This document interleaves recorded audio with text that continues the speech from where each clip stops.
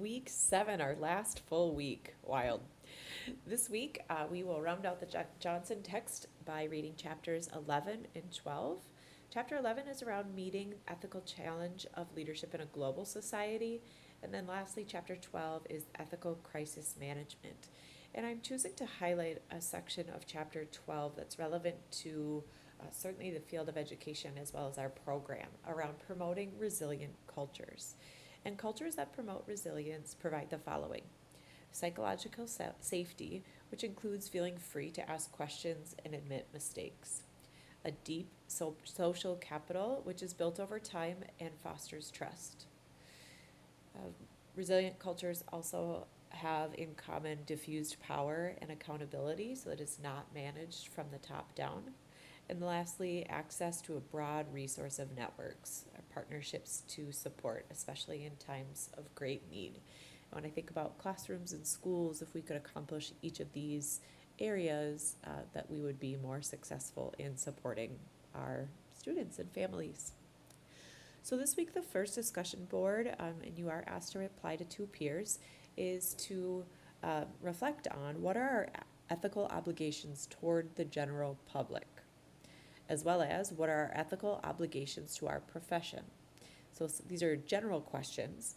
The second discussion board gets a little bit more specific, and you do not need to respond to peers for the second discussion board, which will have you review our Code of Ethics for Minnesota teachers.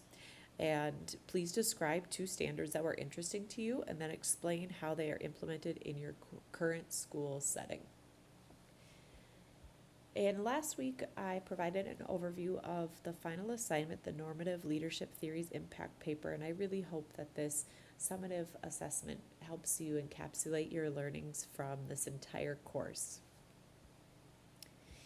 So for the response to instructor remarks this week, how do you promote resilience in your setting? So reflecting on those items from chapter 12, maybe provide an example of one way that you promote resilience using one of these examples.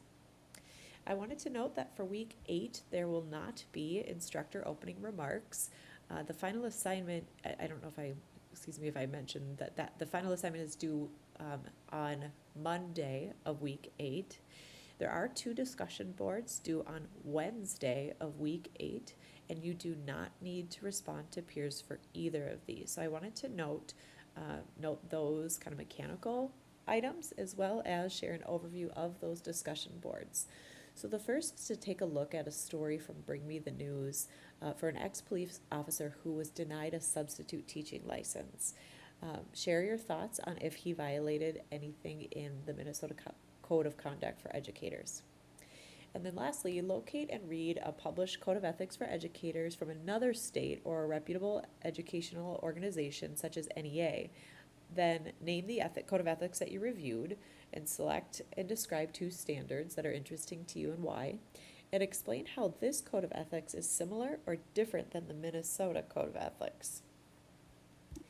As always, throughout this course, please reach out if you have any questions or comments as we round out. Thank you again for digging into this important topic. I hope that it has provided an opportunity for you to reflect, as well as better navigate the challenges of education. This work matters. You make a difference every day for students and their families, and thank you.